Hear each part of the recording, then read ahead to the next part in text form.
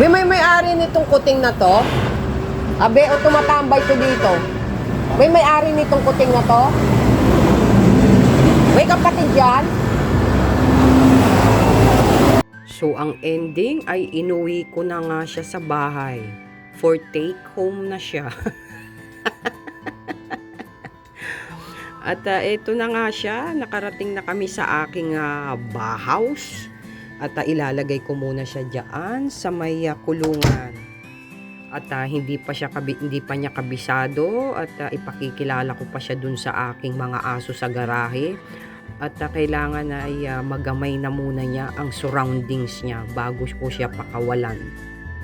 At kailangan ay i-meet and greet ko muna siya dahil ipapaamoy ko siya dun sa aking mga aso para hindi naman siya sakmalin.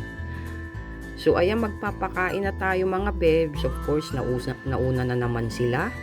Dahil katatapos ko lang din na maghatid doon sa anak kong may hospital duty ngayon. Walang pakialam mga suspension basta sila ay may hospital duty. Mas maigi yun para mas madali silang matapos sa kanilang hours na kailangan doon. Anyways, ganyan talaga ang ginagawa ko mga bebs. Pag ako'y may nakikitang kuting ay talagang dinadampot ko, lalo na't na malapit siya dun sa highway. At baka mamaya masagasaang kawawa naman, ma-curious dun sa kalsada ay baka maging giniling. So inuwi ko na lang siya dahil mas safe siya rito sa akin at mapapakain ko pa siya ng maayos.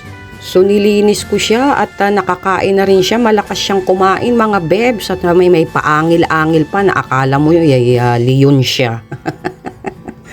So yun lang mga bebs, mapagpalang araw sa inyong lahat at sumainyo ang kapayapaan at ang biyaya ng Diyos. Goodbye!